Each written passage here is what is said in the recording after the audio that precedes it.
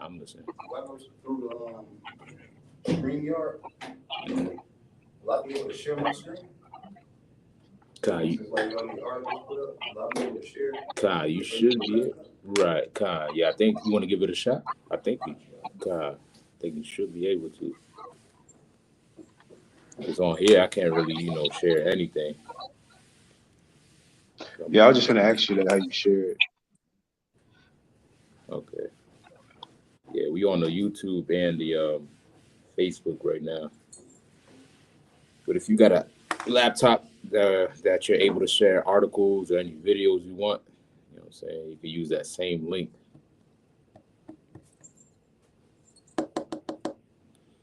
All right, Israel, we'll get started in a little bit. Y'all just bear with us. Just waiting for brothers and sisters to come in. So get your notes ready, your pens, your pencils, your paper.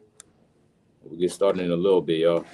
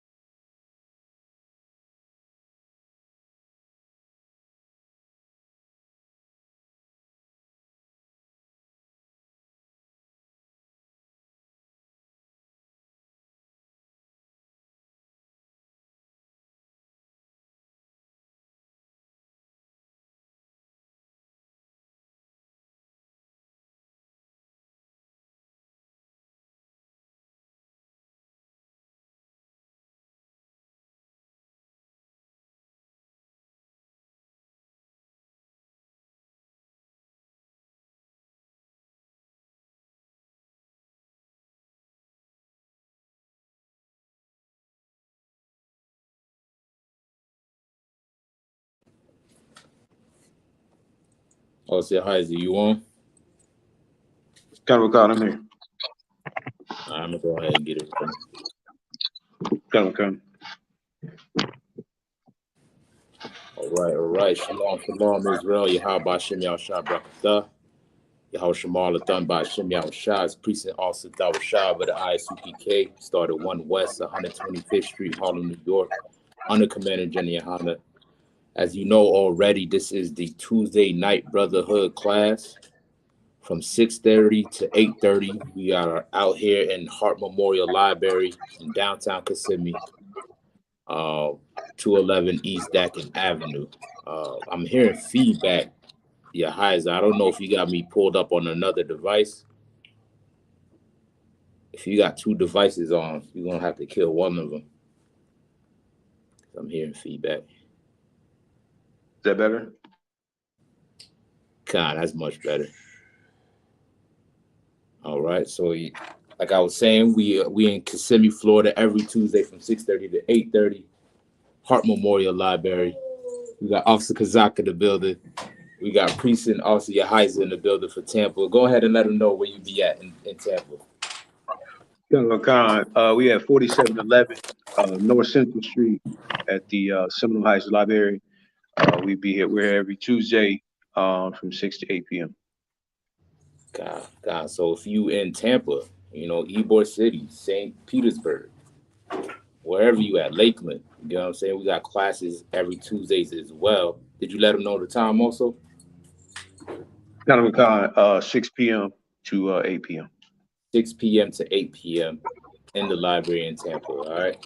So we in Central Florida, Kissimmee every Tuesday, Tampa Tuesday, West Palm Beach, Avenue E Tuesday, every day throughout the week. So if you're in Florida, make sure you get in contact with the school so that way you can join the classes. All right. The water trooper Mathia out here with me as well. Like I said, I got Officer Kazak in the building. You know what I'm saying? It's a very rarity moment today. It's a good moment. Get a brother ahead. You know what I'm saying? You'll be hopping up on the class in a little bit.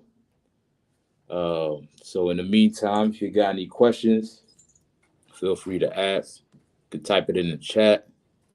Somebody send me the link. It's on the YouTube chat. The link. Okay.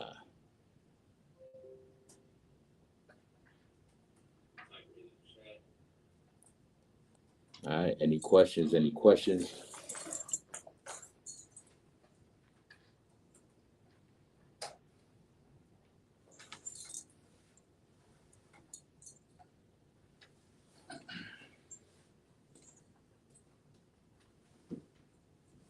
Questions in the room?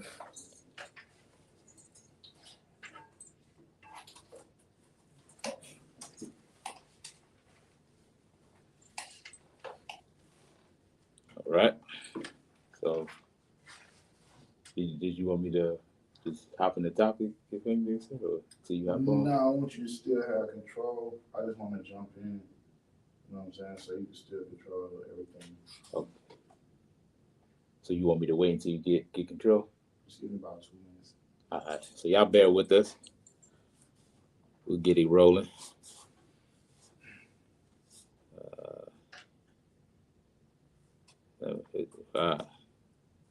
All right. No sweat. All right. I don't know. I probably should not come in, but I might. Yeah, you probably should.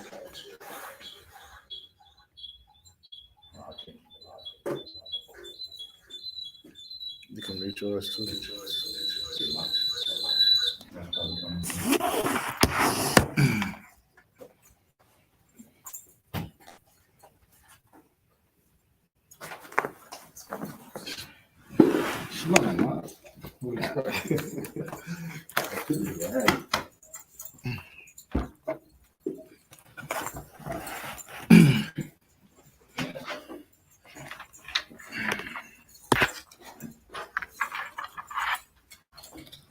All right.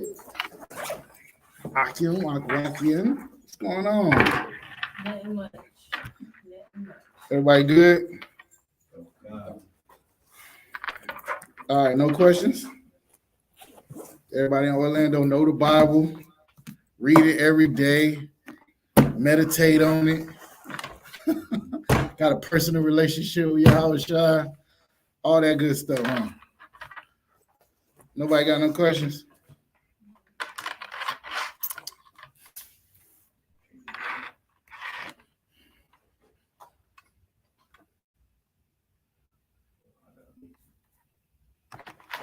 All right. What y'all want to learn about?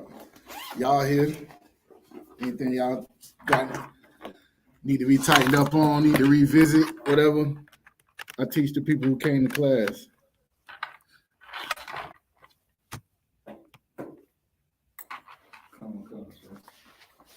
All right, go ahead. Give it to me. During the split and the Northern Kingdom, so-called Northern Kingdom, at that time, when they were took into captivity by the Assyrians, and the Apocrypha, when it said they went to a nation, a far nation, A land where never mankind dwelt. Yeah, what about it? Could I get some precepts on that? What you mean? As far as, okay, so we got the one and to prove, it's like basically to prove that they came over here according to the scriptures. or as many precepts as possible to prove that they came over here according to the scriptures, or anything that will expound on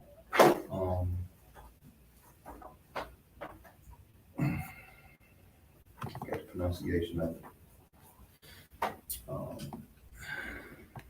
How do you pronounce the name? Asherah. Mm-hmm. What you want proof that is America? Is that what you're saying? Come on. Any precepts that points that to this? Of course, it wouldn't. All right. Here's the hard part about that.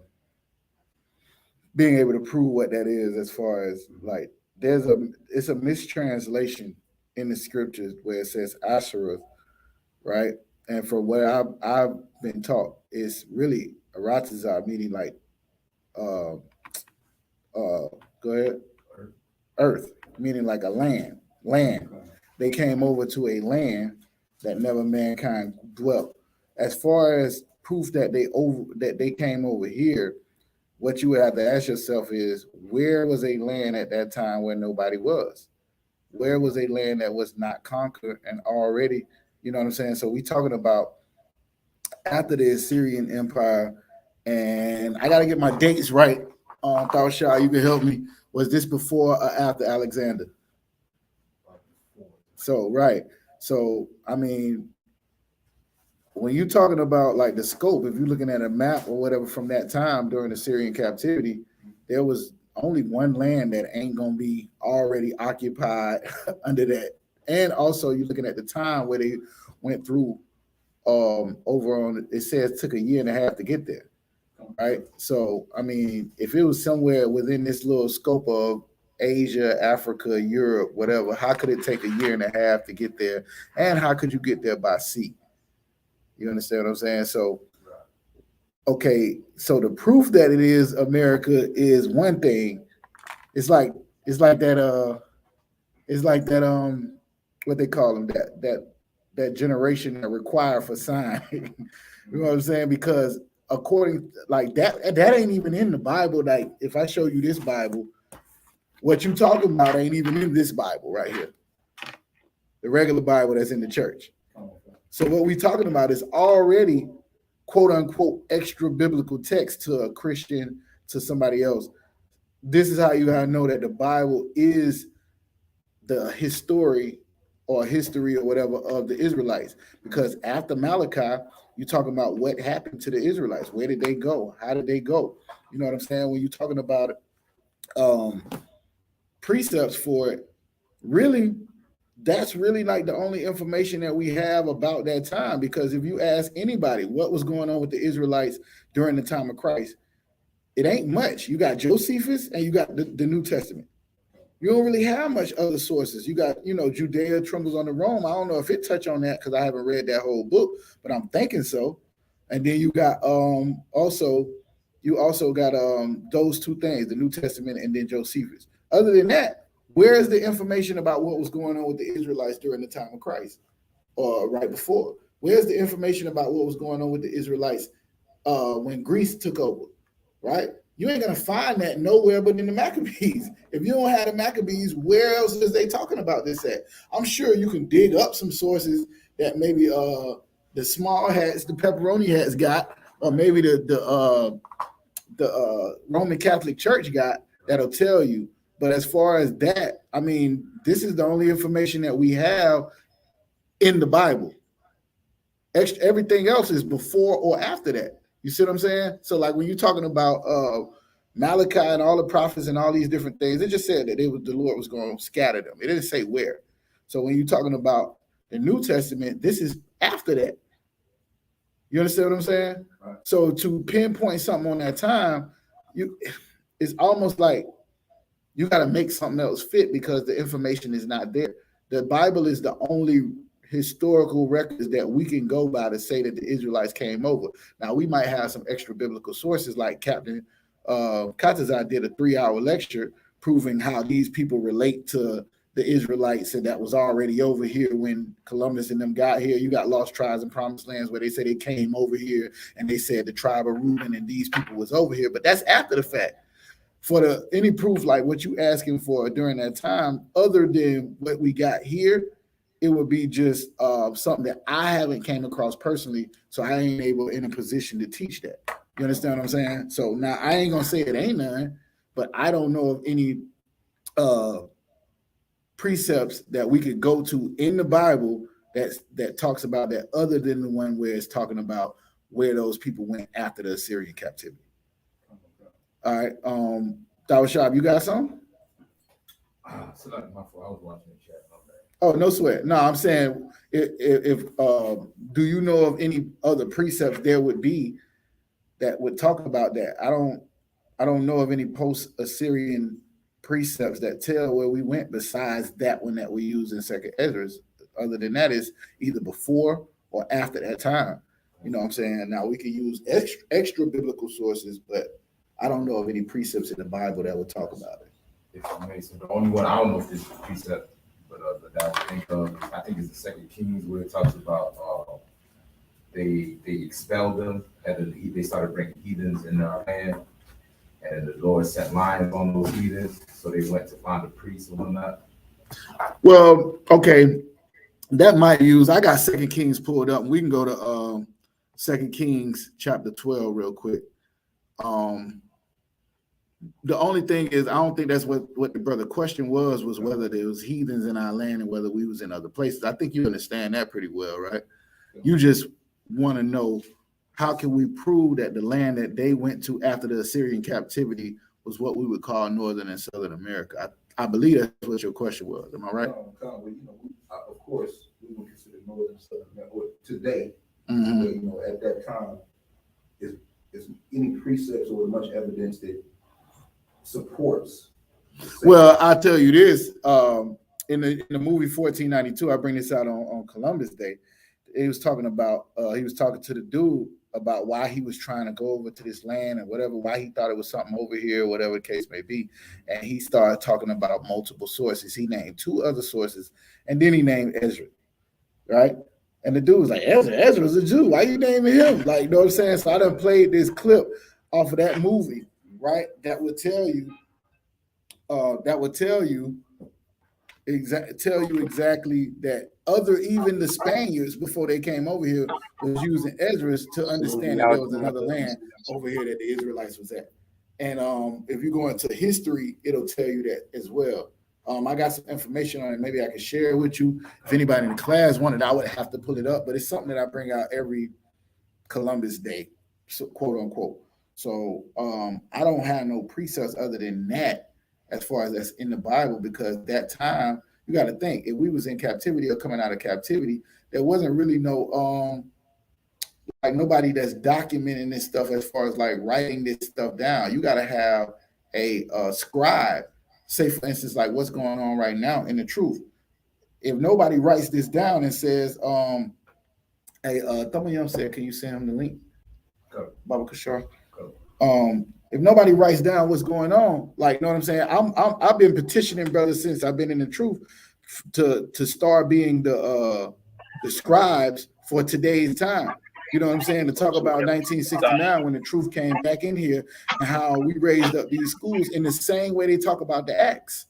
There was brothers that did this and changed their life and came up, and you know what I'm saying? And Ayala and Thawashah raised up Orlando when there was nobody else keeping the laws, statutes, and commandments in that land. These type of things that I be on, but it's also from an artist standpoint as well, and understanding that if nobody documents what's going on, then how we gonna ever look down in line and say our great-great-grandchildren see what happened? You understand what I'm saying? So during that time, you don't have a whole bunch of people that was documenting these things. Ezra did, right? But then he didn't go into detail because the name didn't have a land. Now he can't say this is America because it wasn't called that prior to the Europeans calling it Amerigo Vespucci or whatever the case may be. Thawashah, you got something?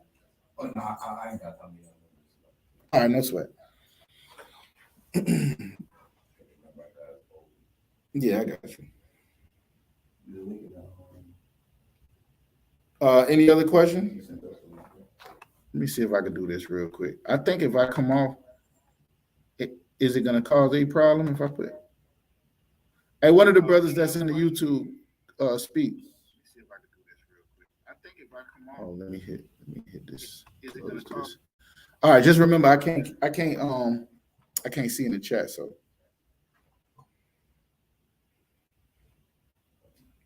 no other questions? All right. Did I answer your question? No. Yes and no.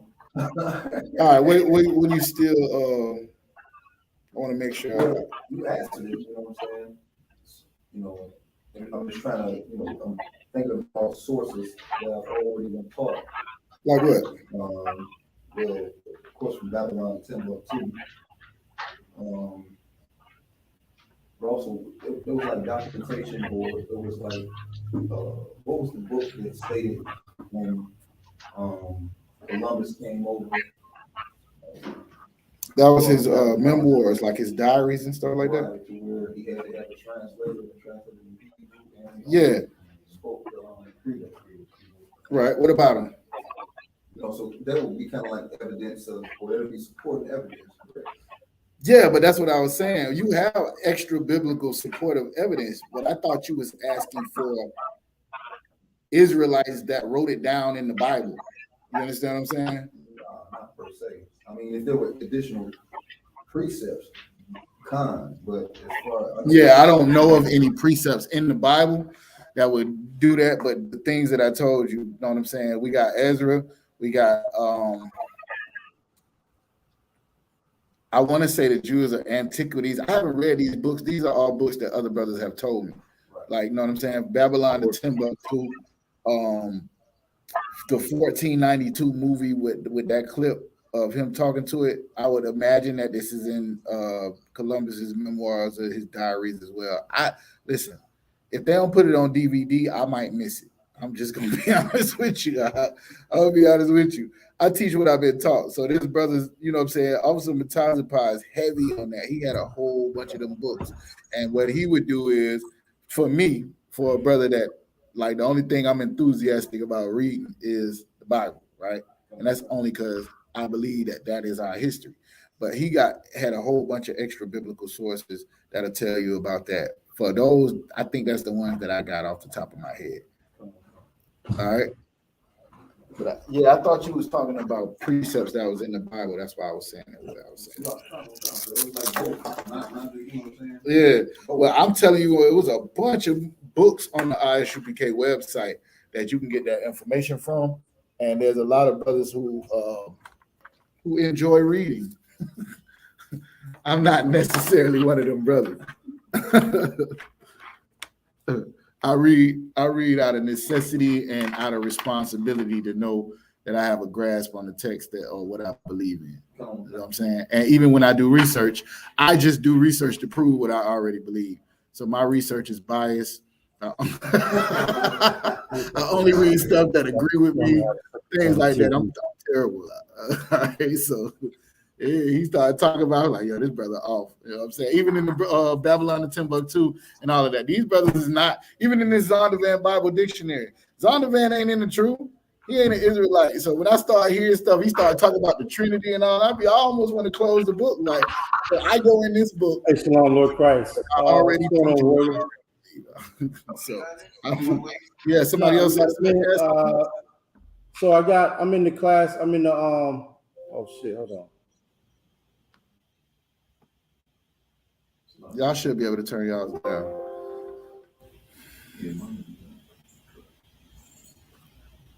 Nashar, you there?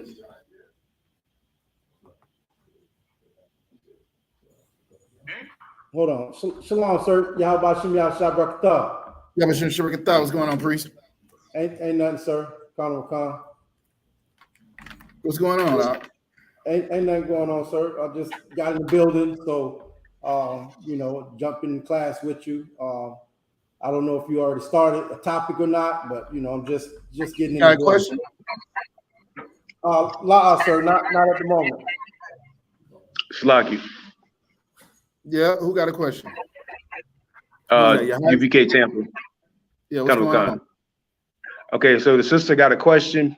She wants to know that, okay, after a person passed away, can they still like see, or is it just black? Which is her question. After a person passes away, can they see? You mean as far as Kind the of, people?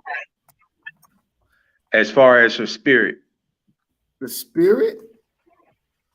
is that right? Kind of.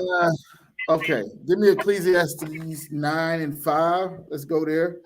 Let's go to 9. Let me see if I want 5. Ecclesiastes 9. No, it's there. All right, so the answer is this right here. What we in right now is the experience that your spirit is on, right? You are actually a person, but your spirit goes back to the Most High after you die. Meaning, like that spirit, it's not important the things that we think about, like seeing, hearing, eating, going to the bathroom, having sex, so on and so forth. These are things that human beings do in the flesh, right? Your spirit is an eternal being, right, that exists inside and outside your body, right?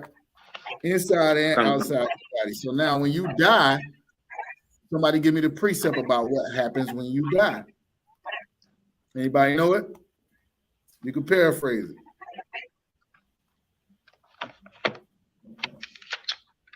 Go ahead.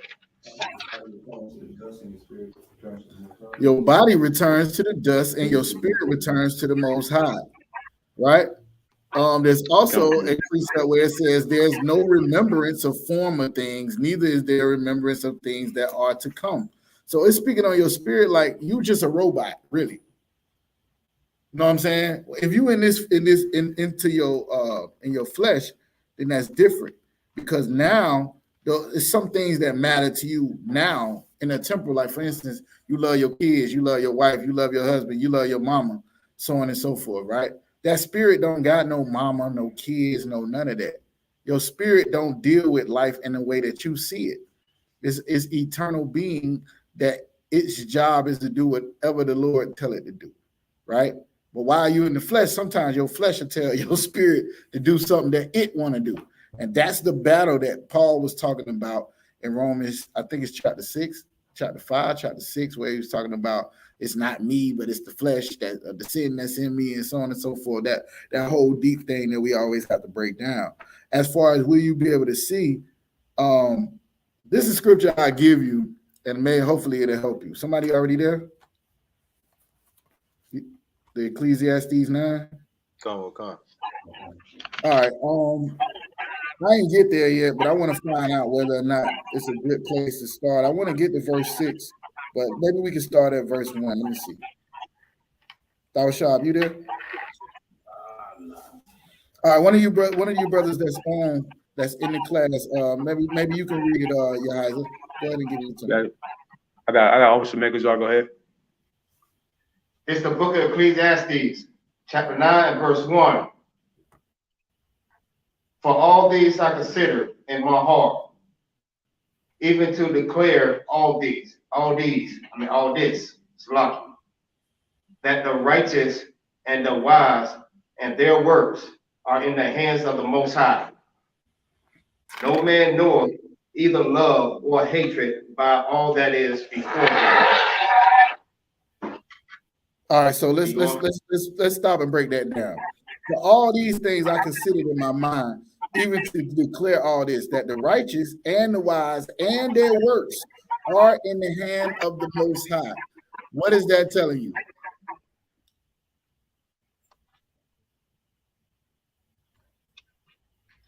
Anybody?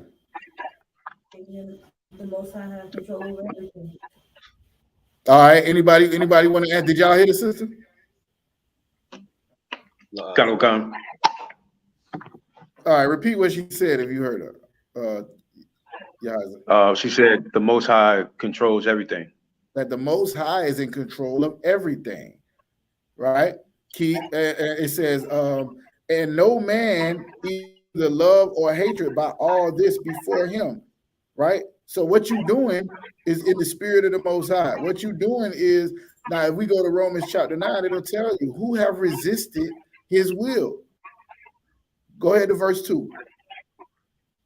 Con. All things come alike to all. There is one event to the righteous and to the wicked, to the good and to the clean, and to the unclean, to him that sacrificeth, and to him that sacrificeth not. As is the good, so is the sinner, and he that sweareth, as he that feareth not. Feareth on oath. So what he's basically saying is, whether you're doing good, bad, whatever the case may be, anything that you're doing, the Lord is the one that is requiring it, and also is putting the Spirit on you to do it. No matter what you're doing, so that His will be done in the earth, right? So if we was to go into Romans, it'll tell you, you know what I'm saying? For this the reason I rose up Pharaoh. Like Pharaoh was rose to be one of the greatest kings in the earth, had a military and everything. For what? Just so the Lord could destroy him and show him. Right?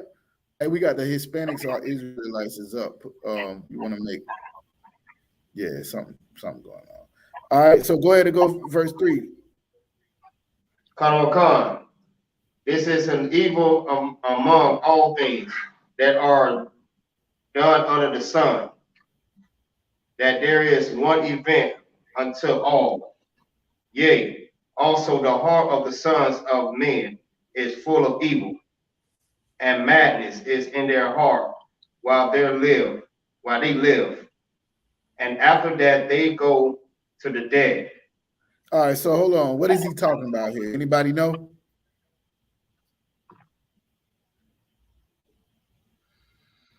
You sent the joint to the brother? Okay. Yeah. Anybody know what he's talking about? This is an evil among all things that are done under the sun, that there is one event unto all. What is that one event that's unto all? Let me see if anybody else got it for you before you get it. Slug. Go ahead. I would say life. You're close. You're close, huh? Close. That's the same answer. Anybody else want to try with it? Slug. Go ahead. Thought Shaw said he know the answer. What's the answer? He would say death. They go hand in hand. Here's the reason why it's not life, right? Because he's talking about people that are alive at this point. And he's saying all of us have one thing in common. Yeah, life is right. We all living, and we all gonna leave here too. You got that part, right? And to us, it's evil. And the madness in their heart while they live, and after that, they go to the dead. Salakia. Did you read that part? Con, sir. My bad. I think I went too far. Yeah, also in the hearts of the sons is full of evil and the madness in their heart while they live. And after that, they go to the dead. That's how you know what he's talking about. Go ahead to verse 4. Verse 4. For to him that is joined to all the living, there is hope. For all living, dog is better than a dead lion. Read that again. Con. For to him that is joined to all for all the living, there is hope. So to the people that's living, you got hope, right? Read the next part. For all living dog is better than. Take your time. Look at it. For a living dog is better than a dead lion. Okay, now we in Calvin's class last night, they was talking about Lord. Under the word Lord, one of the definitions was lion. So that means lion is a lord, right? A king in the jungle. But a dead lion is worse than a living dog. What does that mean? Somebody break that down for me. How is a living dog better than a dead lion?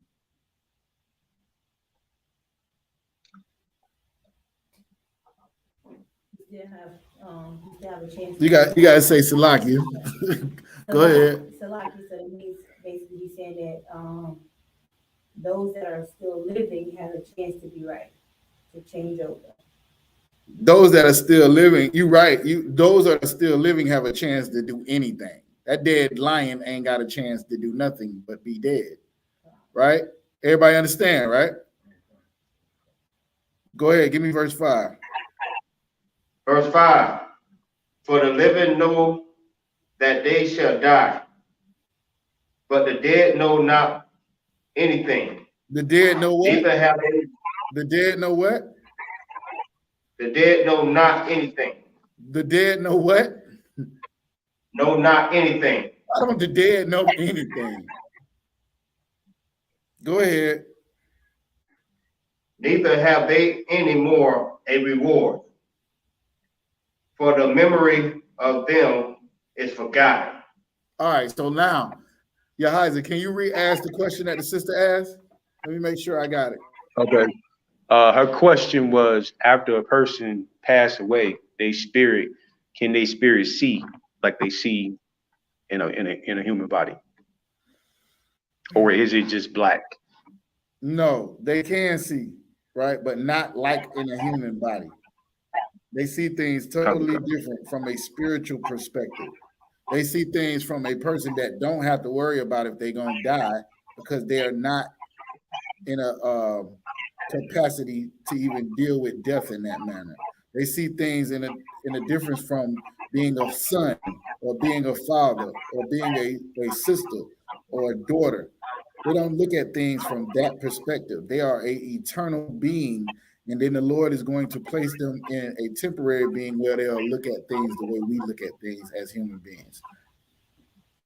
All right? Okay, come. If I could, we had another question. Just make sure that Sister Clear, does she have any other questions going along with that? You got any questions? You understand it? Okay, Most High Christ. So like if we could, we got another question, Officer Megazar.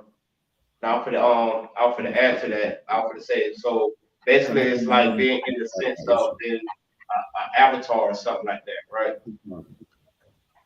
What? Repeat that, Salaki. I said, is it like being in the sense of being an avatar? You can look at it in that manner. I guess that would be a new school way to explain it. You and an avatar. You mean like you being somebody else in the metaverse? Is that what you mean? Cut on, sir. But it's basically like you just your spirit. Your spirit Kinda. just Yeah, the old school way was the old school way to explain it was the Matrix.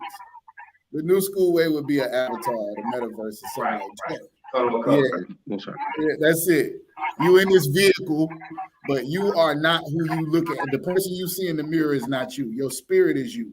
You are your actions. You are your deeds. You are what, you know what I'm saying, what's in your spirit. So if your spirit is, I just want to get high, you can have on a One West to they death to they bury me t-shirt, a headpiece. You can have on a dress and a head wrap and still be a drug dealer and a whore. Whatever's in your spirit is who you really are. So yeah, this is like an avatar. And some people in their avatar are pretending to be one thing when their spirit is really something else. Come on. All right. Any other questions? No. All right. Give me the one that was in the chat.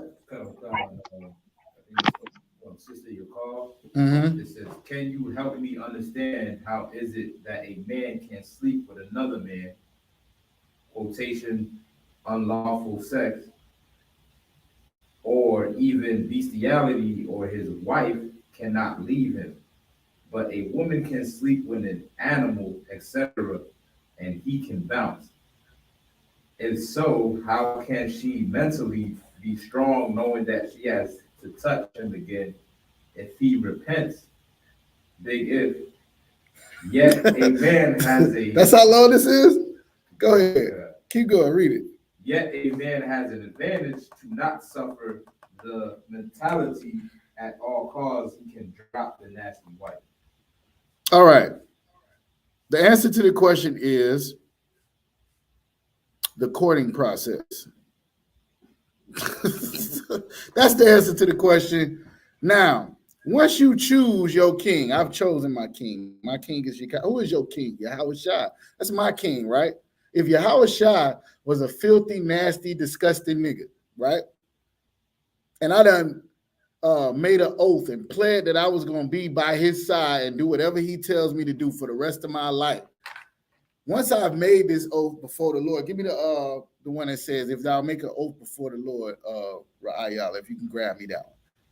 If y'all make an oath before the Lord, right? Once I make an oath before the Lord saying that this is what it is, let's say, I don't know, I marry a whore, right? Brothers do stuff like that. It's happened before, sometime in life. I don't know. Maybe somebody I know did it. Here's the point. When you make that your responsibility before the Lord, I can't then go back and say, ugh, I don't like her. She get on my nerves. She doing this, she doing that, she doing this. I didn't inspect the situation well enough before I made a decision to connect myself to this person. And that's something that I have to correct on myself. Now, you want the Lord to change based on what decisions you make. I think it's a little bit unrealistic because the Lord don't change for nobody. What he said is what he said. Here's the thing. You can't just go and choose anybody to be your husband. You can't just go and choose anybody to be your wife because you're going to have to deal with this. You're going to have to deal with this at a situation where now the person that you like, if marriage is forever, right? All right. I'm trying not to do this, but I might have to, thou shalt. I'm trying not to. I didn't say usually I don't do this, right? All right, listen, let me break it down. I'm gonna go all the way in on this one, right? So here's the point.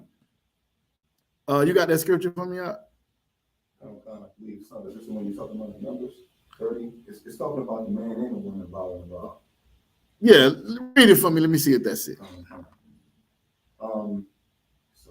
Can y'all hear him? Just read it loud. I think they can. The book of Numbers, chapter 30 and verse 2. Mm-hmm.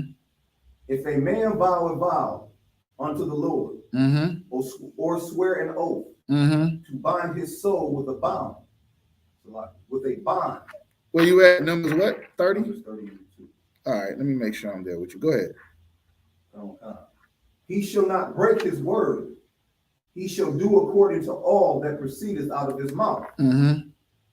If a woman also vow a vow unto the Lord, and bind herself by a bond, being in her father's house in her youth, and her father hear her vow, and her bond wherewith she hath bound her soul, and her father shall hold his peace in her, then all her vows shall stand, and every bond wherewith she hath bound her soul shall stand. Now, here's the problem. Sisters ain't got no father in their house to protect them from making a vow to a man that might not deserve her. So now she's choosing on her own. That's the problem we in right now. And guess what? She may choose him because the brother got some Jordans, or he got a nice car, a good job, or he cute, or whatever the case may be. And once you have made that, marriage is how long? 6 months? Marriage is how long? A year? Average marriage, 3 years. That's the average marriage in America, 3 years. 80% of marriages in the Christian church end in divorce. 80%. So what we asking people to do in the truth is, what's the word? Unbelievable. Is ridiculous. You mean I got to stay with him? You mean I got to stay with her? Yes. Lord have mercy. Do not, never mind. Here's the point. Marriage is forever, right? Once you're in a situation where you got to wait until the Most High can remove you from that situation. The Most High have to remove you from that situation. That's the only way to get out of it. The question is this fair? Is it fair? Is life fair? Let's go to Romans 9 and see. Read what you just read again, Ra'ai. Come on, you want to read from the top, sir? Yeah. All right. And these ain't my words. The book of I didn't make this up. Jerry Yohana didn't make this up. Right? When we talk about marriage being forever, that's a hard thing. That's a hard pill to swallow, especially when you done made the wrong choice. Now, I'm not talking about the sister. I'm just answering a question. Especially when you done made the wrong. Hey, listen, I've been there. I've been there. Right? Choose wisely. Choose wisely who you deal with, because the Lord is not slack concerning his promises. And he has promised that those that do what I say do, I'll reward them. And those that don't, I will reward them as well. Read, right, y'all. Come on. The book of Numbers, chapter 30 and verse 2. If a man vow a vow unto the Lord, or swear an oath to bind his soul with a bond, he shall not break his word. He shall do according to all that proceedeth out of his mouth. Now, when you come in the truth and they say to you, hey, y'all know sex is married. You're like, what? Man, sex ain't married, blah, blah, blah, blah. You get the whole breakdown. Now you understand it. You understand what we're saying? No, not literally, but yo, it should be something that you decide that if I'm going to sleep with somebody, I'm going to be with them for the rest of my life. I am never going to leave them, no matter what they do. That's crazy. You know why? Because when you listen to the radio, right? Every song is, I'm moving on. I got a new nigga. I got a new broad. I'm with somebody else's broad. I don't need you. Every song. Ain't no song. Remember back in the day, they were like, let's stay together and we gonna build a family and all. Ain't no songs like that. Ain't no music like that that's telling people to do what the Lord said to do. Once you join yourself to somebody, you are one body and one flesh. One body and one flesh. Please hear me when I say this. Akim, Akwathium. Make sure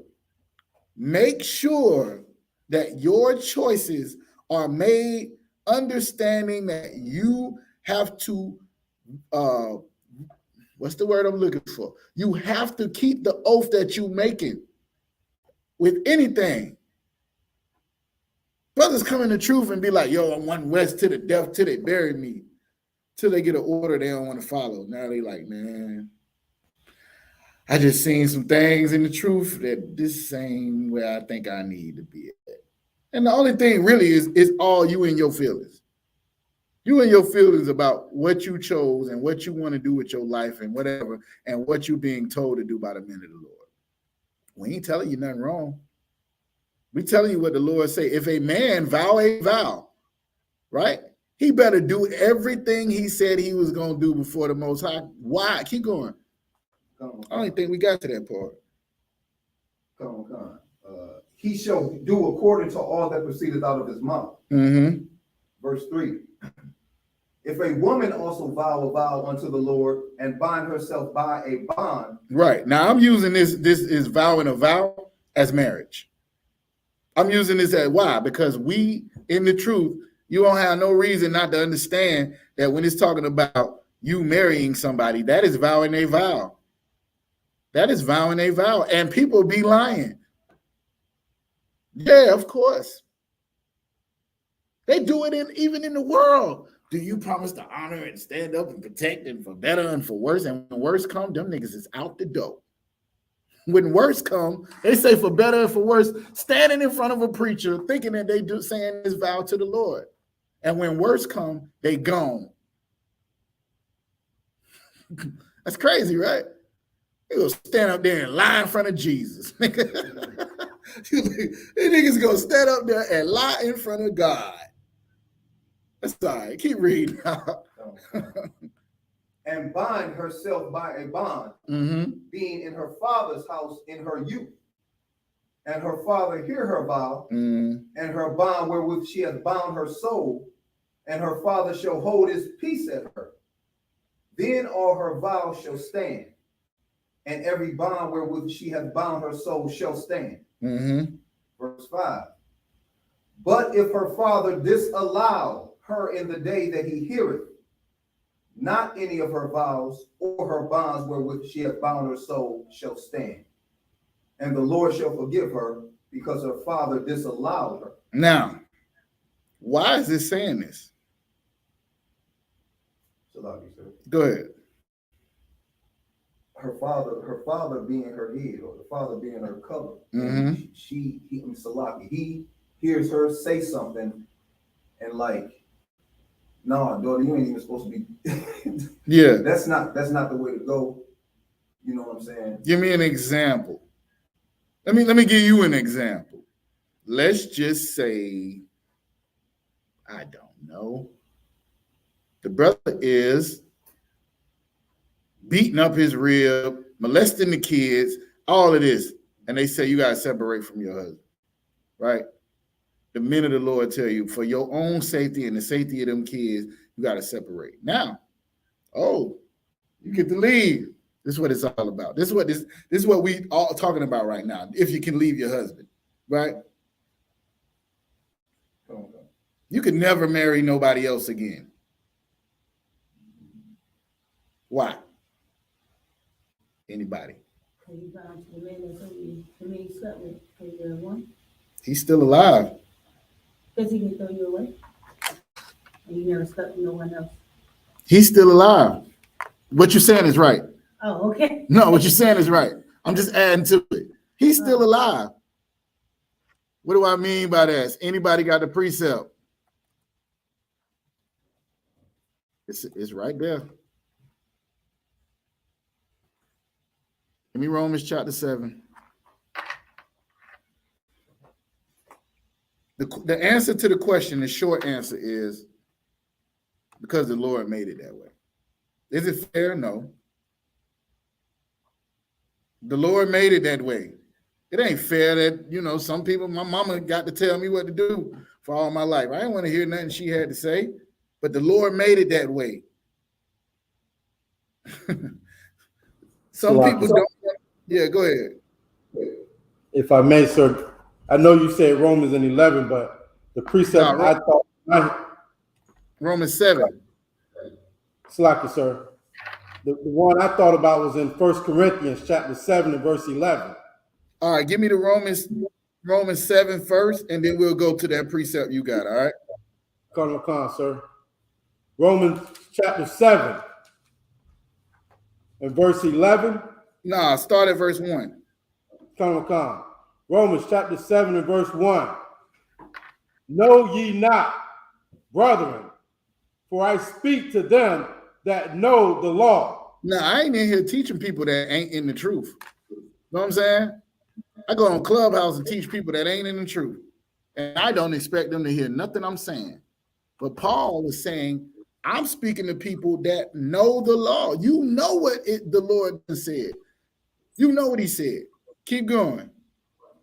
Colonel Khan. Know ye not, brethren, for I speak to them that know the law, how that the law hath dominion over men as long as he liveth. Yeah, so like now, I answer to the brothers that's above me. How long do I have to do this? How long do I have to answer to a brother? Until when? Why? Because I made an oath, right, to follow after Christ. What did Christ's disciples do? They followed a man. The disciples ain't hear from the Lord. They heard from Christ. When Peter then was above, they taught other men, and the men listened to them. Paul had to report to Peter. The children of Israel didn't hear the Most High. Who did they hear? They heard Aaron. They didn't even hear Moses. They didn't even hear Moses. The Lord told Moses. Moses told Aaron. Aaron told the children of Israel. Here's the point. The Lord works through men. He works through men. And your decisions that you make, it's going to make sure that everything that you sow, you're going to reap. And that could be through your vow. The Lord could deal with you through your spouse, waf, whatever it is. Are you in the truth? Deal with it. Deal with it.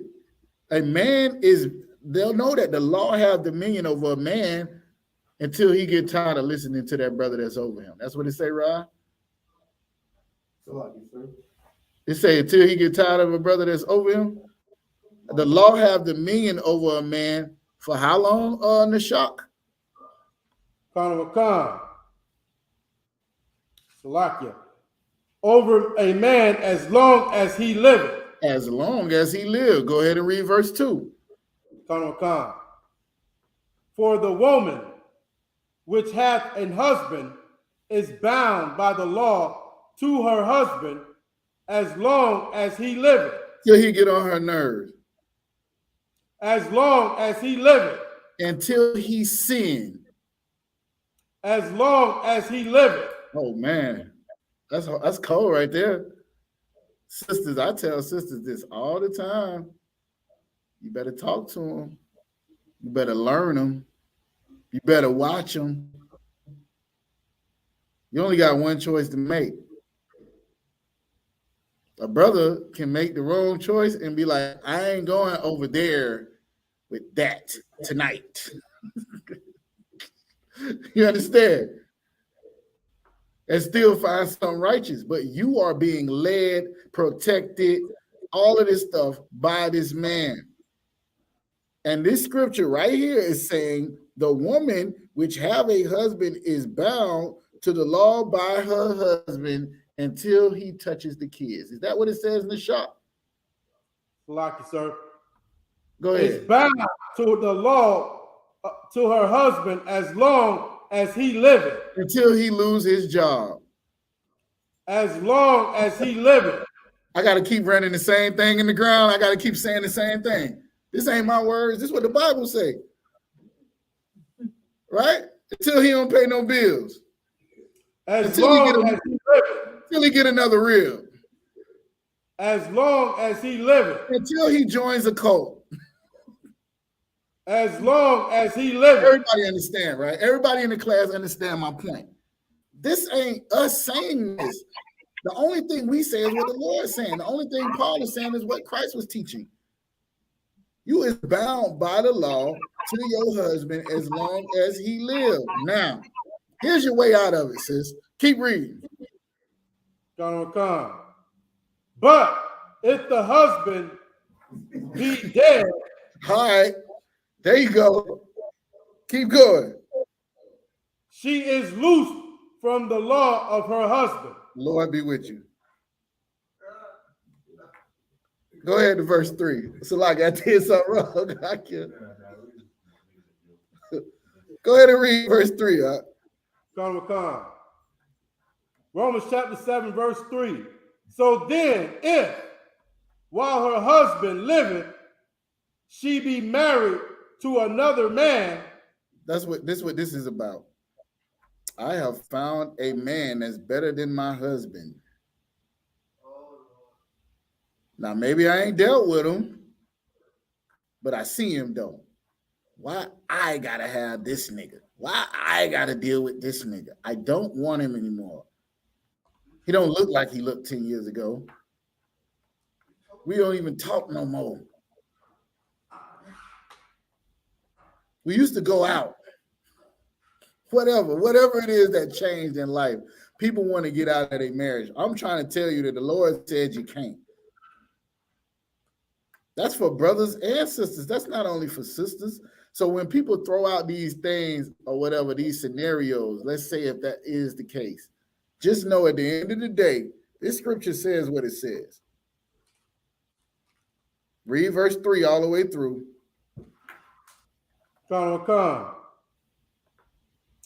Verse 3. So then, if while her husband liveth, she be married to another man, she shall be called an adulteress. Hey, sisters commit adultery every day. You just can't do it in the truth. You just can't do it and pretend you love the Lord. You just can't do it and say you know what I'm saying, an honest, righteous sister. I mean, keep going. But if her husband be dead, she is free from the law, so that she is no adulteress, though she be married to another man. So the answer is to the question is because God said so. It's because God said so. There's a lot of things that's in here in this Bible where I'll be like, man, why I can't just be like everybody else? Why I can't just do what everybody else is doing? You can. You just can't do it and be a son or a daughter of God. Everybody understand? You can leave your marriage. Just don't think you're righteous. Just don't think the Lord gonna deal with it because you vowed a vow. Now the hard part is sticking to your vow. The hard part is doing what you said you was gonna do.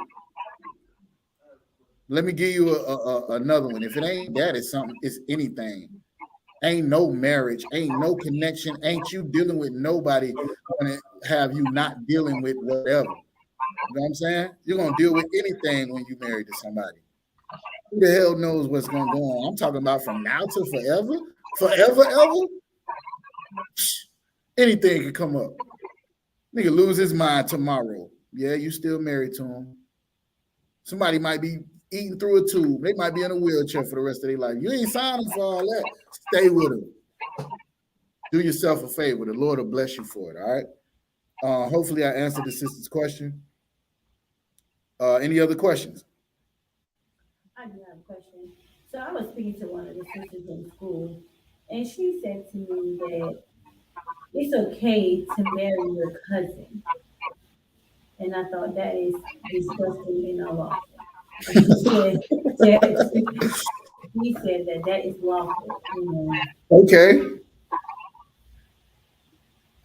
Okay. So what, you want to know if she was telling the truth?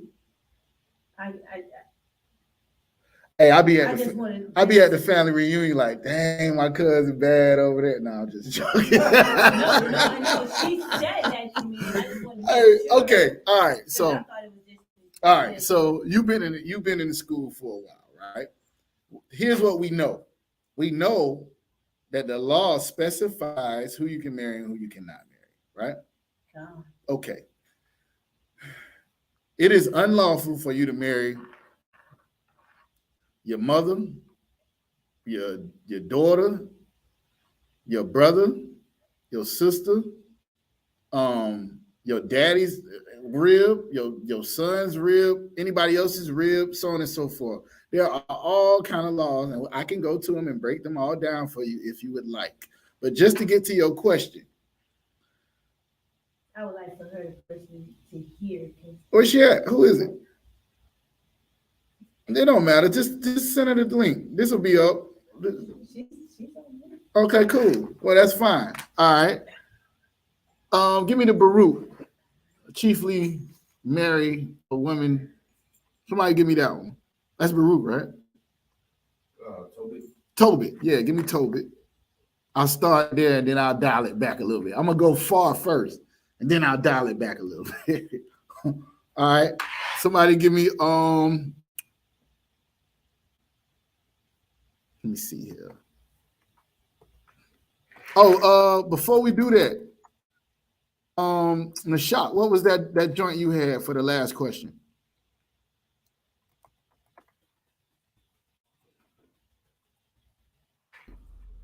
Con, sir. It was 1 Corinthians chapter 7 and verse 11.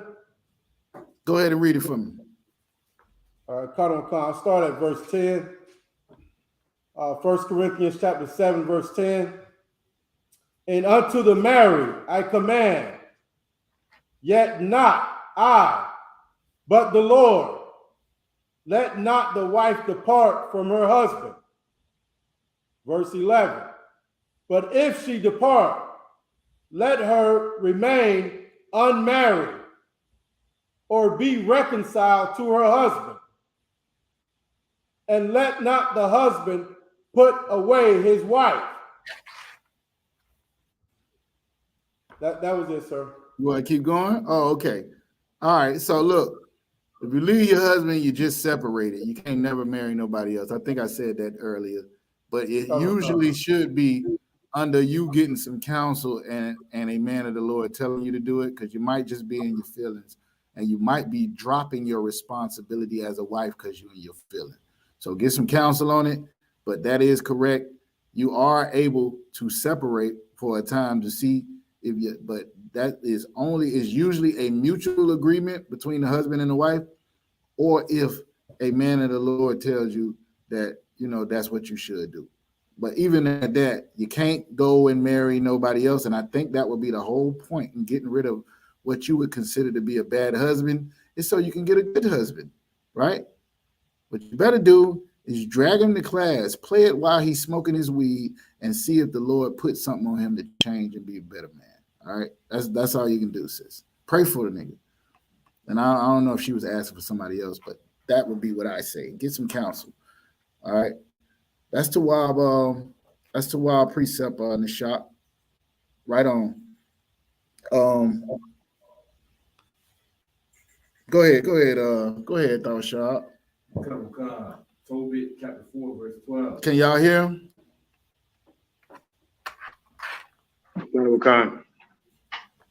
Tobit chapter 4, verse 12. Everybody get there. All right, go ahead.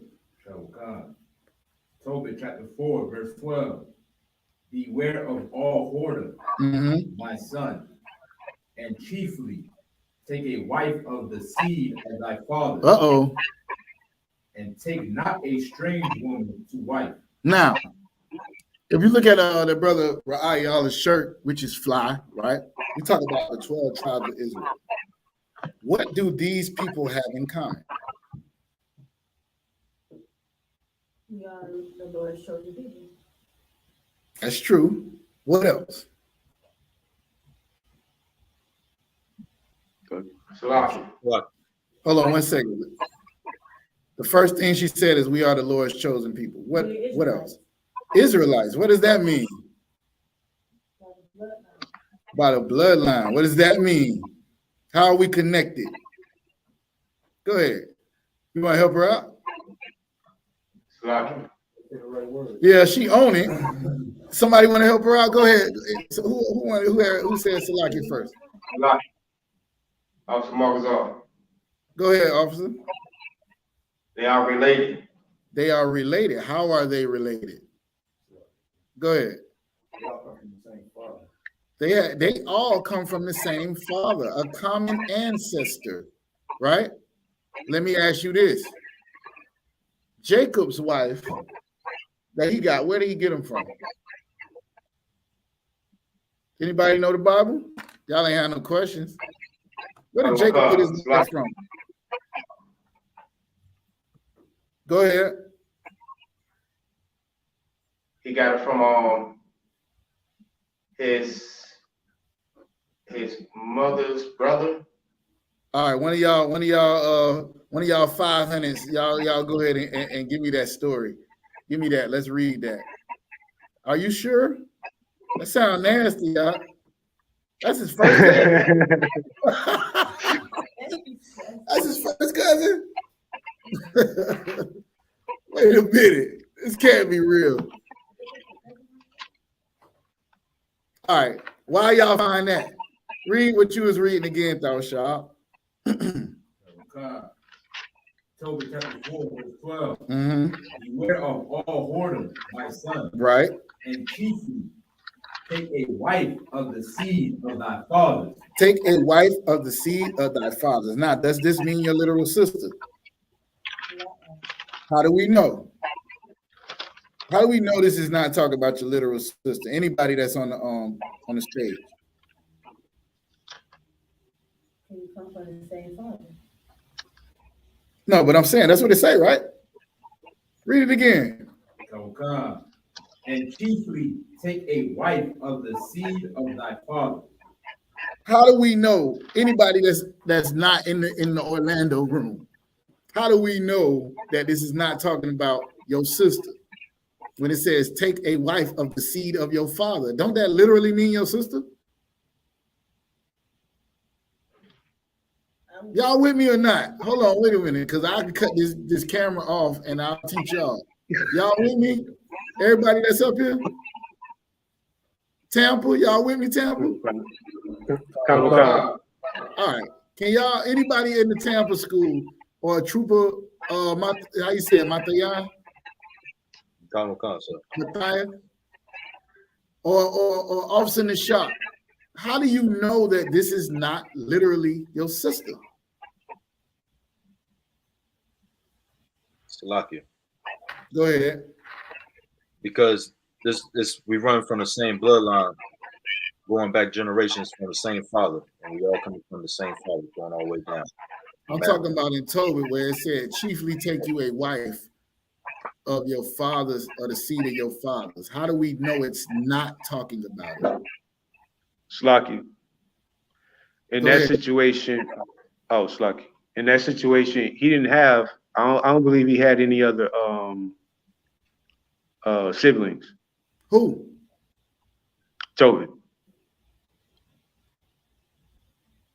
Nah, it's a way easier way to understand how we know. Go ahead, sis. I guess he's saying like don't marry outside of your race. Stay within the Israelites. Hey, can anybody see the screen? Who is Chance Zimmerman? Who is that? Young man coming up with this. Yahiza, can you see the screen? What it say? What Chance say? The law speaks against it. Because the law speaks against it. Oh, I gave the laws before I even started. I said you can't marry your daughter, your son. Remember I said that? Your brother, your sister, so on and so forth. What's up? Yeah, go ahead. Yeah, the law says that, and I said I can go over them if y'all would like me to. Remember I said that? You know he's not talking about that when he's saying chiefly marry a woman from the tribe of your or the seed of your father when he says that. So now if he's not talking about your literal sister, what is he talking about? The Israelites, they marry someone. That's correct. Y'all heard him? He's talking about somebody in your family. Israelites, they would marry somebody else in your family. What do I refer to my sisters as in the school? I just said it. Are they my literal sisters? Okay. It's going to be some sisters at the Passover. Some of my sisters at the Passover. Give me the one where the brother gets married.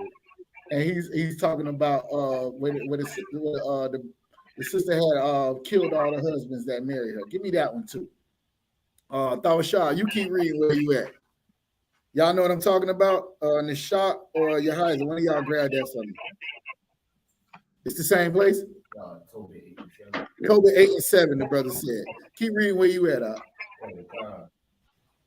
And take not a strange woman to wife. And take not a strange woman to wife. Which is not of thy father's tribe. So what does strange mean?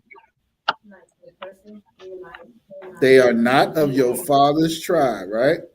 Anybody that's not of your father's tribe, they ain't from your people. They not your family. Don't marry those people. So now, there is a law that says you can't marry those people. There is a law that says you can't marry your sister, your brother, your mother, your father, nobody else's woman, so on and so forth. Right? Well, here's Tobit saying, marry your family.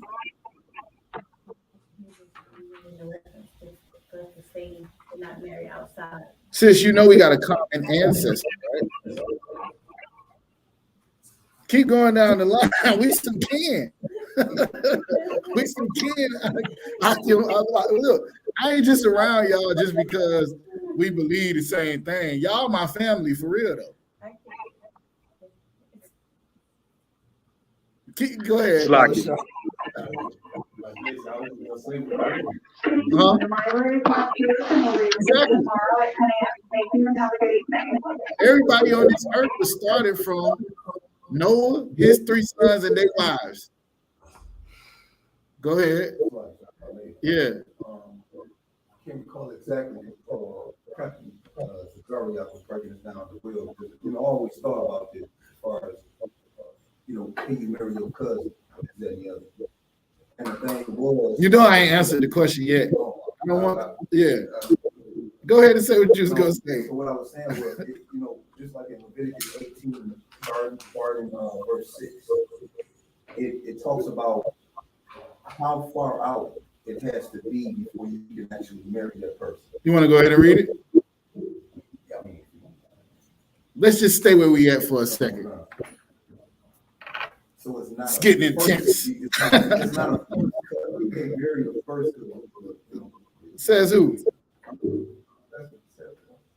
All right. Well, we'll get that. Anything else where you at, Tawashab? Or have I gotten the point that I was trying to make? Or is there more to it? No, there's more to it. Go ahead, read it. For we are the children of the prophet, Noah, Abraham, Isaac, and Jacob. So why is it honorable to marry people that's in your family? Because we are the children of the prophets. We come from these people that we read about. We come from these people. That's what we think we are. That's who we know we are. We are the Israelites. So if we coming from these people, right? Why would we want to deal with people who aren't the Lord's people? Why would we want to deal with people who not our family? In the world, you gotta go get something exotic. You know what I'm saying? Go and get something exotic. Get you well now the only as exotic as it get is gonna be that Boricua sister that might cut me. That's as exotic as it's gonna get for me. All right, who talk the same way as Boom Shika in the hood that I grew up in. She's just saying all that same stuff in Espanol. You understand? It's like the Lord done said who you can marry and who you cannot marry, and like Tobit is bringing it out. He wants you to marry your own people. Why? Because you are a chosen people. You shouldn't be dealing with nobody outside of your people. Now, how close you want to get with that? Hey, somebody else got the other one. And Toby, is some more to that? All right.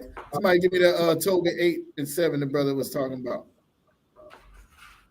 Hey, Come. They had a need. Okay. All right, cool. Go ahead, Nishad. Okay, come, sir. Tobit chapter 8 and verse 7. And now, O Lord, I take not this my sister for lust. This who? This who? This my sister, not Slakia, for lust, but uprightly. Now, therefore, hold on, wait. The brother said, I'm taking my sister to wife, but not for lust, but uprightly. How is he taking his sister to marry? He married him? Is that what he said? Read that again. You ain't there? Open your Bible. Here, you need a Bible? I don't have, it's in the Bible. I don't have Tom. Huh? I don't have Tom. You don't have Tobit? No, I have Timothy. In the Apocrypha? All right, so let's get it for you. Yes, I want you to see this.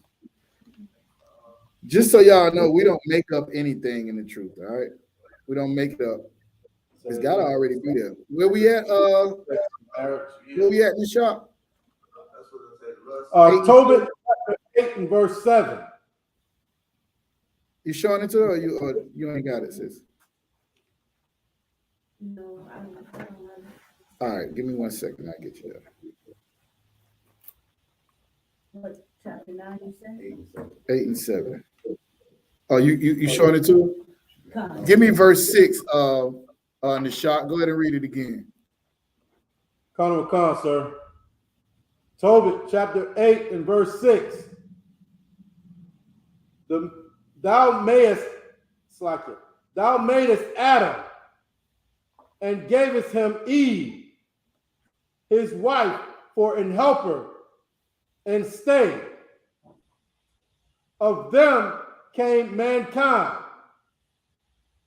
Thou hast said, it is not good that man should be alone. Most High in Christ. Keep going. It's lucky that was random.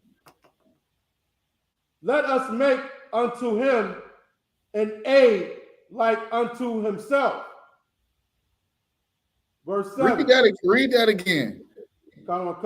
You in the spirit in the shop. Come. It is not good that man should be alone. Go ahead.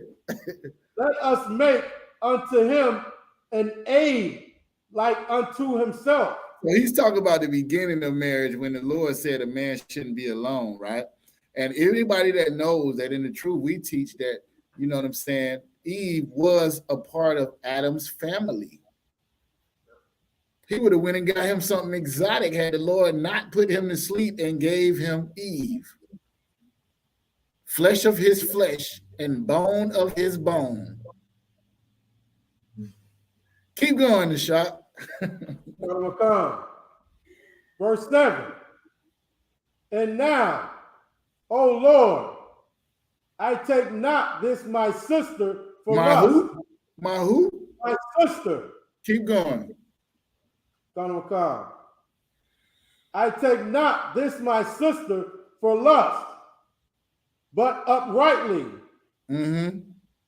Therefore, mercifully ordain that we may become aids together.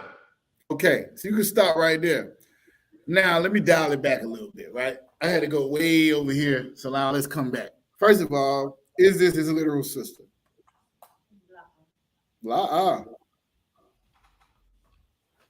This is in the same place where we just read. So why is he calling it his sister?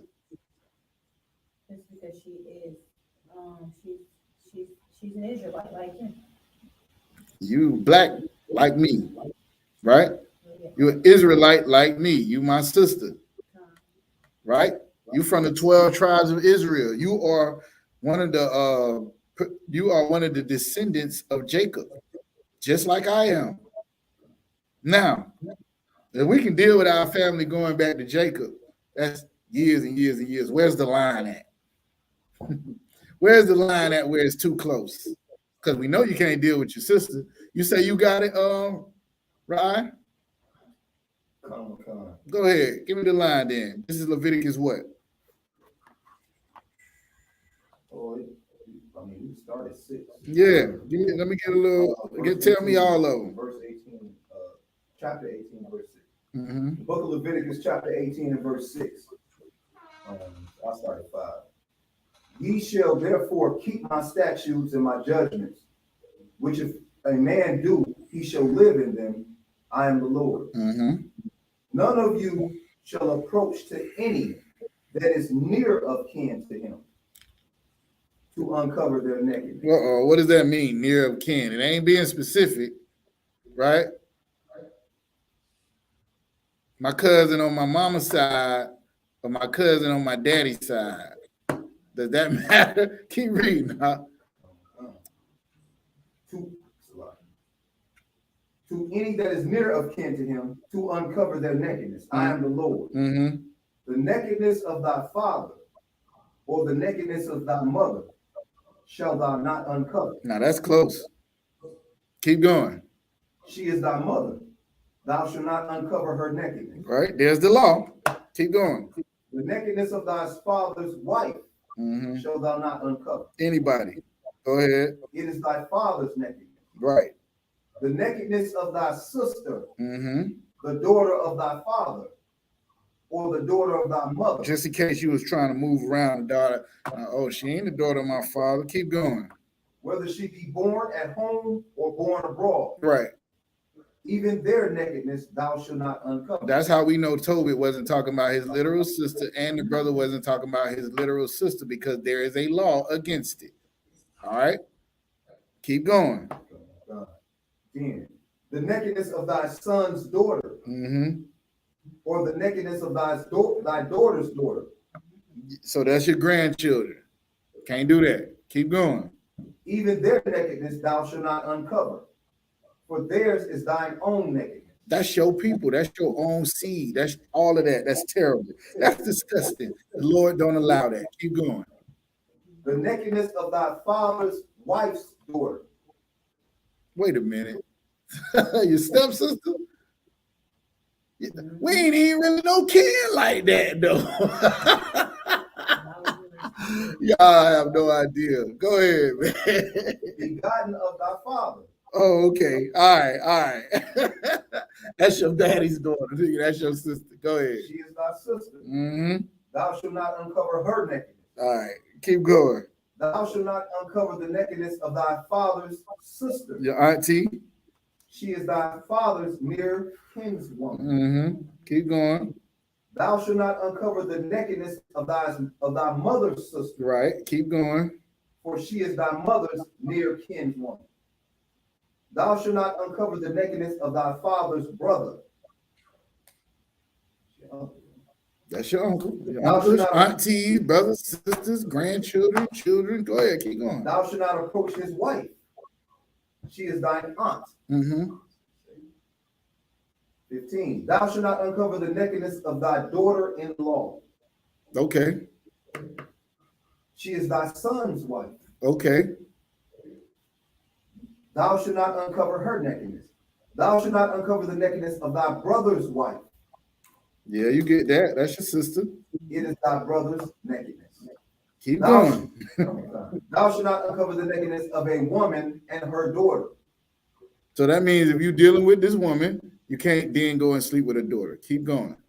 That's disgusting.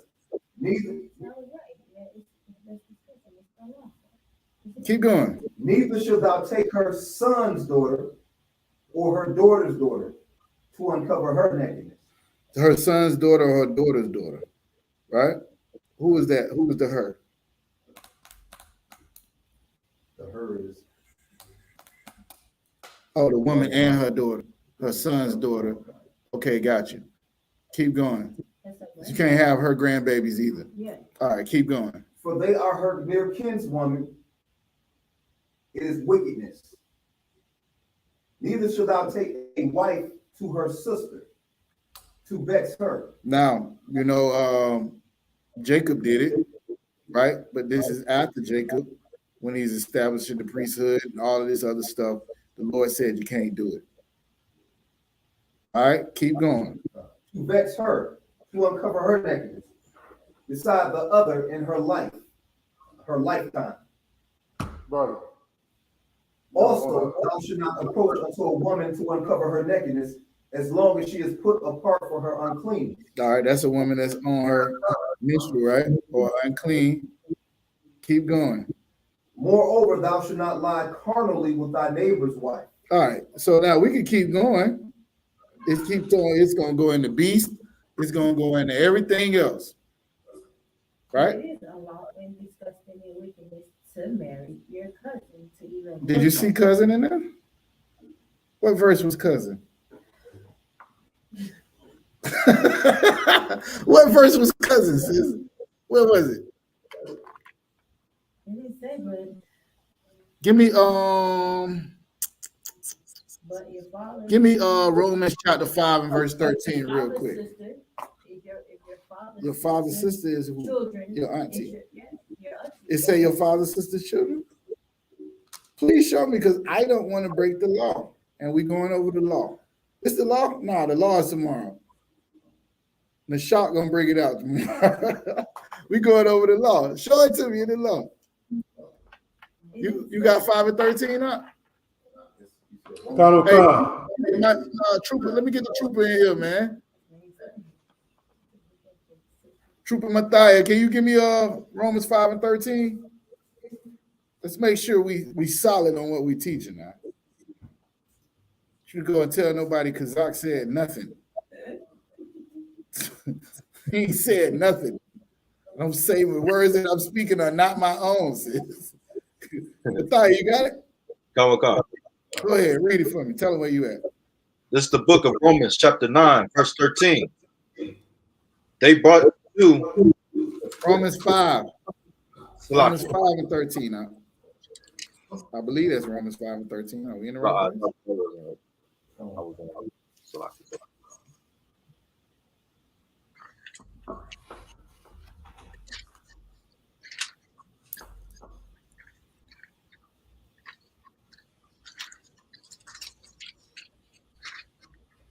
It might be one that said better. Better than that one. You got it, Trooper? Kawakam. Go ahead and read it. It's the book of Romans, chapter 9, verse 13. As it is written, Jacob have I loved, but Esau have I hated. 5. Did I say 9 again? Nah. Trooper, Romans chapter 5. Kawakam. Chapter 5 Cinco. and 13. It's the book of Romans, chapter 5, verse 13. For until the law, sin was in the world, but sin is not imputed when there is no law. Somebody tell me what that means. What does that mean, sis? Sin is not imputed where there is no law. Don't it say somewhere where there is no law, there is no sin? Where is that? That's in this chapter 2?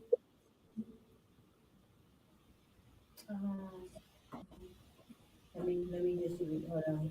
5 and 13.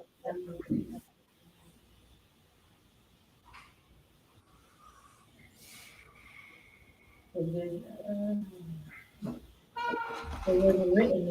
not a law. If it's not written, it's not a law. Now, people do that all the time. How people, this is what, okay, all right, let me make sure y'all understand this.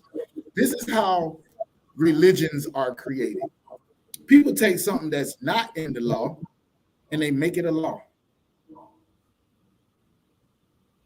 That's how religions are created. People take something that the Lord ain't said and they say it. Like, I'll give you an example. We used to go to churches where women couldn't wear pants, or they couldn't wear earrings, or they couldn't wear makeup. Right? Is there a law against it? There's no law against it, right? You're making up stuff. Go ahead and read it, Thawashab, if you got it. Romans 4 and 15. Romans 4 and 15. So this is the chapter right before that. Go ahead. Because the law worketh wrath. For where no law is, there is no transgression. So if there, you say, oh yeah, for where there is no law, there is no transgression. So now, if there ain't no law that says I can have more than one wife, am I sinning if I have more than one wife? No, there's no law. If there is no law that say you can't marry your cousin, are you sinning for marrying your cousin? Okay, now everything that is lawful is not expedient. I tell brothers all the time, there's no need for you to go out and get you a bunch of wives, even though it's not unlawful. Why do you want to do that? It's not wise. Well, it might be wise to find a sister that is a good sister, but here's the point. When the Bible was written, people stayed mainly in their communities, right? Nobody wasn't marrying nobody all the way in Timbuk, wherever they're going. You would marry the people that you came across. You wasn't getting on Facebook like, I want her. It wasn't no black, what they call it, black, all the joints they had, black panic, black pain, all of this other stuff that you getting on, looking at people you won't even come in contact with. You know what I'm saying? Even in my time, you would meet a sister at the grocery store, or at the club, or something like that. You would deal with her. Now you're seeing people you ain't never seen before. So you have access to way, way, way, way more people. And Israel was relatively small at that time. Here's the point. Now that we have, let's give I don't know, 1 million. You want to say 1 million Israelites? 5 million Israelites? You got more people to pick from than just your cousins. And we looking at it like, why would I want my cousin? Matter of fact, we ain't even want people in our own tribe. That's why the Lord had to tell us to marry our family anyway. Nobody want to marry them niggas. What are you talking about? I want the people over there. I remember it's a school in Jacksonville we go to. It was Rain. It's an all-black school. Reebok is down the street. All the people at Reebok want to talk to all the people at Rain. All the people at Rain want to talk to the people at Reebok. Why is that? Something different. You don't want the people you got to see every day. You grew up around these people. You go all the way across town to holler at abroad because you don't want the women that's in your hood. And they hollering at dudes that's from across town, but they won't talk to the dudes that they see every day. This is just nature. Of course, you don't want the thing that's convenient. Right now in 2022, I don't encourage nobody to go and marry their cousin. I encourage you to go to the Passover and find you a white corsage. That's what I would encourage you to do. And she's gonna be some kin to you by way of your forefather Jacob. She's gonna be probably part of your own tribe, unless you're looking for something different. All right. So now, if you're asking, is it unlawful? This is what we ask. Is it wrong to do this? The question is it unlawful? No, it's not unlawful. In today's time, it would not be something that would be considered customary in our times, but it's not unlawful at all. All right. You understand? All right. So, take that how you want to take it. At the end of the day. But I do have 1,000 brothers, and they will be on alert at the Passover, and they probably ain't no kin to your mama or your daddy, but they some kin to you. You understand? Yeah. All right, I'm saying Christ. Any other questions? You got a question? You got a question? Yes. Slacky, sir. Go ahead. I got a young man in the school. He got a question. Go ahead. I was saying about like for marriage, do God love divorce? Like it said that in the Bible, but I don't understand about that. You said, does God love divorce? Yes. That's the question. Does God love divorce? Yes. Okay, I got you. No, but let me give it to you in the Bible. All right. Divorce was something that was instituted later on. It was not a part of marriage. It was not the status quo. It was like if you had an extreme situation, then it was your way to get out of it according to the law, right? Christ talked about this when the Sadducees, the Pharisees asked him that question. Anybody know where that's at in the Bible off top? Matthew 5. Yeah, let's go to Matthew 5.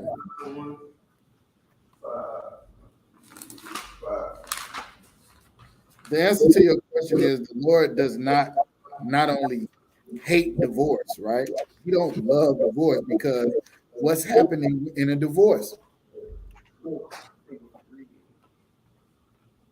To the Lord, it is very, very, to us, it's not that important. It's just sex, right? It's just college. That woman like, yo, I did that in college. She slept with the whole football team, but it was high school. It was just college. Yeah, I kissed a girl, but it was college. To the Lord is very, very important who you share your body with. That is an oath. That is unto death. And you can't just you can't just do it and then be like, I changed my mind. No, I don't work like that. Right? So we go to Matthew chapter 5. Okay. Let's see. I got 19 and 9, 19 and 8. Who are you talking to? Oh, Salaki, sir. Salaki, sir. I was saying Matthew chapter 19, verse 8 is where Christ said Moses hardened his heart. Allowed divorce because the hardness of your heart. Yeah, we're gonna get that, right? Come. Yeah, let's get that one. The one I was gonna get, it was just gonna talk about. That was 5 and 32. You can write it. I'll read it real quick. It said, "But I say unto you, whosoever shall put away his..." Oh, hold on 1 second. Verse 31. It had been said, "Whoever shall put away his wife, let him give her a writing of divorcement." This is all in red, by the way. Verse 32. "But I say unto you that whosoever shall put away his wife, saving for the cause of fornication, cause of her to commit adultery, and whoever shall marry her that is divorced committeth adultery." So the Lord intended for a woman to stay with her husband, just like we said earlier, until he dies. What was the one you said? 19 and what? 19 and 7, sir. Go ahead and read it for me. Yes, sir. Go ahead and Matthew, read verse.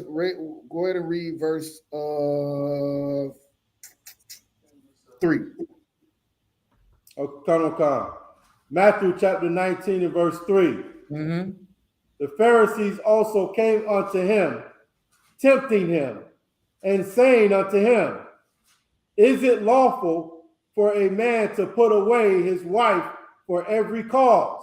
Remember what I just told the sister, right? When we asking what's right and what's wrong, we talking about what the Lord said in the law. So instead of asking, is it wrong to get a divorce? What you would be asking, and the truth is it unlawful to get a divorce? Keep going. They asked Christ this. Matter of fact, they asked him, can a man put away his wife for any cause? Go ahead. Verse 4. And he answered and said unto them, have ye not read that he which made them at the beginning made them male and female? Now, this is a whole nother teaching, but in Genesis 1, where the Lord made male and females, he gave them an order to be fruitful and multiply. So marriage was ordained before Adam and Eve. Whole nother conversation. Keep going. Verse 5. And he said, for this cause shall man leave father and mother, and shall cleave to his wife, and they twine shall be one flesh. Now remember, Adam said this. So in that same conversation where you would bring out what happened in Genesis 1, you'd be like, why is Adam saying he must leave his mother and father and cleave to his wife if they was the first people? Whole another conversation, but it's all a cut right here. I'm just pointing that out for the priest. All right, keep going. Verse 6. Wherefore they are no more twine. That means two. Go ahead. But one flesh. Now they one. It ain't no me and her. It ain't no you and her. Y'all are you. You a reflection of me, shawty. You a reflection of me. I don't mess with them. You don't mess with them. You a reflection of me. You understand? The house of, the property of is yours. It's yours. So if your rib is acting a fool at the Passover, you will be told, get your rib out. Get your rib. That's you. You acting a fool. Just like if your kids acting a fool, you acting a fool. Keep going now. Lucky, if I may. Go ahead. Yeah, what your mama said, he's like, you ain't gonna get up in here cutting up, embarrassing me. And embarrassing me in this stove. That's right. You a reflection of her, just like your wife and you, right? If this sister chose this husband and he is a terrible dude, she chose him. What that say about you? Anyways, keep going on. I'll do him like Pal Shah doing. He be at like 9:15. Library be closed, all the lights be on. He still be teaching one more verse. I ain't gonna do it like that. What time we supposed to be out here? 8:30? All right, keep reading now. Come. Verse 6. Wherefore there are no more twine, but one flesh. Mm-hmm. What therefore God hath joined together, let no man put asunder. So now the only reason divorce is even a thing is because of us. Because people in their feelings, people being emotional, people changing their mind. The Lord, he changed not. Remember what I brought out earlier. If you're going to vow before the Lord, you make sure you keep that vow or never vow it in the first place. You can choose not to deal with a woman or not to deal with a man. You can choose that. But when you do, just know it's forever. All right? It don't change, whatever. Divorce is not something that we deal with in the truth, because what we want to do is make our election sure. If you are choosing a sister to be a part of your family, you are saying, I'm going to be responsible for that sister for the rest of my life. If you are choosing a brother to be your head, you are saying, I am going to submit to this brother for the rest of my life, even if I don't like the decisions that he chooses to make, and so on and so forth. So the question is, Christ goes into it. From the beginning, it was not so. When the Lord ordained marriage, it was for you to keep that person, and you have responsibility over this person until the day you die. Divorce was never a thing. It is a thing in America because people change their mind all the time. Well, people in the truth ain't supposed to be like that. What you standing on right now is supposed to be here until the Lord take your spirit back out your body. Everybody understand that, right? Marriage is not a light thing. Who you sleep with is not a light thing. Make sure you choose wisely because the Lord never wanted us to be divorced in the first place. He only allowed it. And Christ came back and said, here's the only way you can do it. If that sister goes and get another head, then you can't be her head no more. She now belongs to that man. Other than that, there's no way out of it. Everybody understand? Any other questions? Look, you used to that. Look, yeah, the brother in here, he asked the questions after the time. Go ahead, Doc. All right, when in Orlando, do as they do in Orlando. Go ahead, Doc. No, just can we put just to give another precept, 1 Corinthians 7. Go ahead and read it. Starting at 13. This is another precept the brother says, 1 Corinthians 7, starting at 13. Go ahead, Doc. And the woman which hath a husband that believeth not, and if he be pleased to dwell with her, let her not leave him. Mm-hmm. For the unbelieving husband is sanctified by the wife, and the unbelieving wife is sanctified by the husband. Mm-hmm. Else were your children unclean, but now are they holy. Mm-hmm. 15. But if the unbelieving depart, let him depart. Yep. A brother or a sister is not under bondage in such cases, but God hath called us to peace. There it is right there. That's a precept for what we was talking about earlier. You know what I'm saying? You just be the best sister you can be, and you pray that the Lord will change your husband, and you just be the best brother you can be, and pray that the Lord will change your wife. But no, you're not supposed to leave them, and no, we don't authorize that. If anything else, outside of what I've said tonight, call your camp leader and get some counsel. All right? And with that, Clap it up. Shalom. Y'all by Shem Yahweh Shah Barakatam. Y'all Shema Alatham by Shem Yahweh Shah. Lord be with y'all. Passover, April 15th. I will be there, Lord allow, working just like everybody else in the Florida school. So y'all get some rest now because it ain't going to be none starting next week. All right? With that, I say shalom.